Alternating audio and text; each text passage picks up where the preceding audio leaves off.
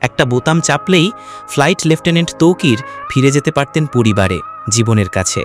নিজেকে বাঁচানোর সুযোগ ছিল তার হাতে। জরুরি পরিস্থিতিতে বিমানের নিয়ন্ত্রণ সিট ত্যাগ করে প্যারাশুট নিয়ে নিজের প্রাণ রক্ষায় লাফ দেননি তিনি।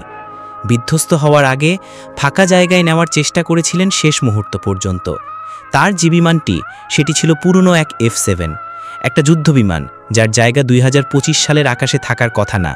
তবু সেটিই উঠছিল, কারণ দুর্নীতি এখনও উঠছে এই দেশের আকাশে, আর সেই দুর্নীতির ভার বয়ে চলেছে এই প্রজন্মের সাহসীরা।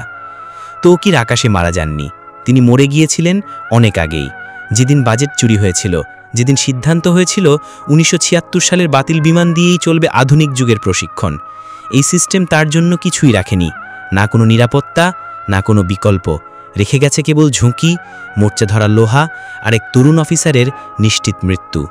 উত্তরায় বিমান বিধ্বস্তর এই ভয়াবহ ঘটনায় শুধু তৌকির মান, প্রাণ হারিয়েছেন আরও অনেকে। তাদের সবার আত্মার মাগফিরাত কামনা করি। আমরা গভীরভাবে শোকাহত। তাদের পরিবার পরিজনের প্রতি জানাই আন্তরিক সমবেদনা। আহত যারা হয়েছেন, আল্লাহ যেন তাদের দ্রুত সুস্থতা দান করেন, আর যেন কোনো তরুণ তৌকিরকে একটা মোর্চা ধরা বিমানের সঙ্গে জীবন বিসর্জন দিতে না হয়।